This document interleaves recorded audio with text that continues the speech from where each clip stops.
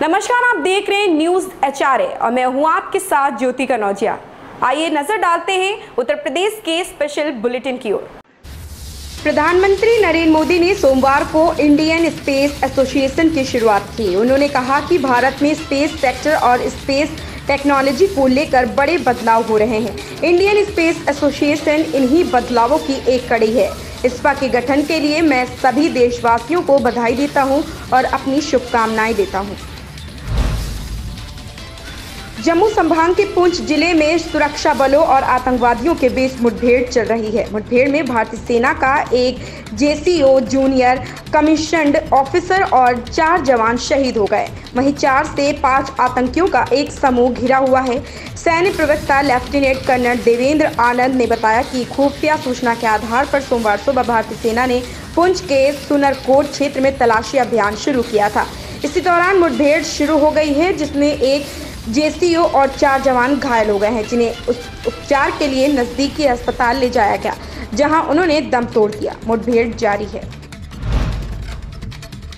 लखीमपुर खीरी में बीते दिनों हुई हिंसा को लेकर कांग्रेस महासचिव प्रियंका गांधी वाड्रा लगातार सरकार पर हमलावर हैं। वो यूपी सरकार और भाजपा पर हमला करने का एक भी मौका हाथ से नहीं जाने दे रही।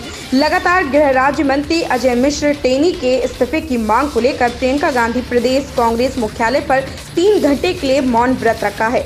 इसके बाद वह हजरतगंज स्थित गांधी प्रतिमा के पास भी मौन व्रत रखेंगी। एक तरफ पूरे देश में बिजली संकट को लेकर हाहाकार मचा रहा है, वहीं कई राज्यों में पावर प्लांट्स बंद हो चुके हैं, तो कुछ राज्यों के पास मात्र 3 से 4 दिन का कोयला ही बचा है। राज्य सरकारें केंद्र से मदद मांग रही हैं। ऐसे समय में मध्य प्रदेश के पावर प्लांटों में 88,000 मीट्रिक टन अतिरिक्त कोयला फूंक दिया गया है, जिसकी कीमत लगभग 30 करोड़ रुपए है। मुख्यमंत्री योगी आदित्यनाथ ने प्रदेश में दाल व खाद्य तेलों की बढ़ी हुई कीमतों को देखते हुए जमाखोरों के खिलाफ सख्त कार्रवाई करने के निर्देश दिए। उन्होंने कहा कि खाद्य तेलों और दाल के मूल्य में अचानक तेजी देखी जा रही। भारत सरकार द्वारा इस संबंध में स्टॉक लिमिट भी तय की गई है। जमाखोरों के खिलाफ छापेमारी कर सख्त कार्रवाई की जाए, मूल्य नियंत्रित रहे, इसके लिए सभी जरूरी कदम उठाए जाएं। लखीमपुर खीरी के तिकोनिया में 3 अक्टूबर को हुए बवाल में केंद्रीय गृह राज्य मंत्री अजय मिश्र के बेटे आशीष की पुलिस कस्टडी रिमांड पर कुछ ही देर में कोर्ट में सुनवाई होगी। आज सुनवाई के दौरान आशीष को कोर्ट में पेश नहीं किया जाएगा, बल्कि वीडियो कॉन्फ्रेंसिंग के जरिए ही सुनवाई होगी। त्योहारों पर यात्रियों की सुविधा के लिए लखनऊ से दिल्ली के बीच 3 जोड़ी फेस्टिवल स्पेशल ट्रेनों का संचालन सोमवार से शुरू किया जाएगा। इसके अतिरिक्त रेलवे प्रशासन Anand Vihar terminal Muzaffarpur द्विसाप्ताहिक festival special समेत कई अन्य ट्रेनें भी चलाई जाएंगी।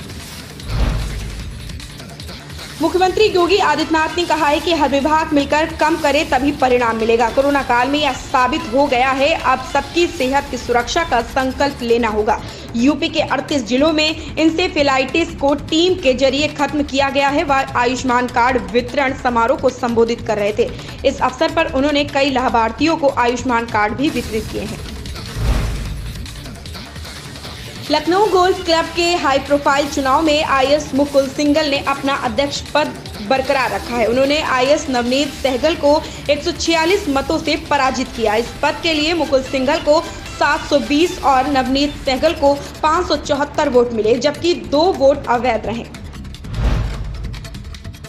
अपने ग्राहकों की सुविधाओं के लिए देश का सबसे बड़ा सरकारी बैंक भारतीय स्टेट बैंक SBI आए दिन कोई ना कोई ऐलान करता रहता है। साथ ही सुरक्षित बैंकिंग के नियमों से ग्राहकों को अवगत कराता है। कोरोना काल में अब ज्यादातर लोग ऑनलाइन माध्यम से ही अपने कार्य पूरे कर रहे हैं, लेकिन बैंक के कई ऐसे नियम हैं जिनका ग्राहकों को पालन करना जरूरी होता है। अगर ग्राहकों ने ऐसा नहीं किया तो उनका बैंक खाता इनएक्टिव हो सकता है।